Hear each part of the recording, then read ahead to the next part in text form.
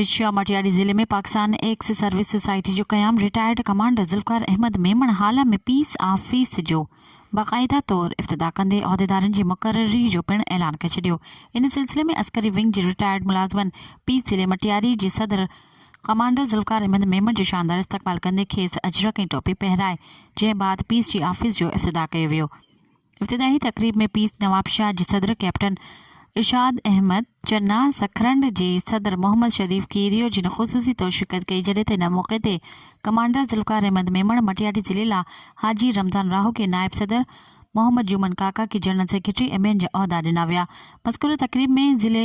मटियारी जे टिनी तालकनि हाला सईदाबाद ऐं मटियारी जे उहदेदारनि मेंबरनि वॾे अंग में शिरकत कई। तक़रीब जी आख़िर में पाकिस्तान एक्स सर्विस सोसाइटी के ज़िले सदर कमांडर ज़ुल्फ़िकार अहमद मेमण ऐं ज़िले नवाबशाह के सदर कैप्टन इरशाद अहमद चन्ना जिन ज़िले मटियारी नवन नामज़द अहदेदारनि के मुबारकबाद ॾींदे पीस जी मौजूद मेंबरनि के ख़िताब कंदे हुननि चयो त रिटायर्ड थियण जे बावजूद भी हिन मुल्क जा सिपाही आहिनि ऐं मुल्क जी दफ़ा लाइ पंहिंजी औलाद समेत हर वक़्तु हाज़िर सर्विस सम्झनि था। मज़ीद ख़बरनि ऐं तफ़सीलात लाइ विज़िट कयो असांजी वेबसाइट www.awamiNewsHD.com ऐं ॾिसंदा रहो अवामी न्यूज़ HD।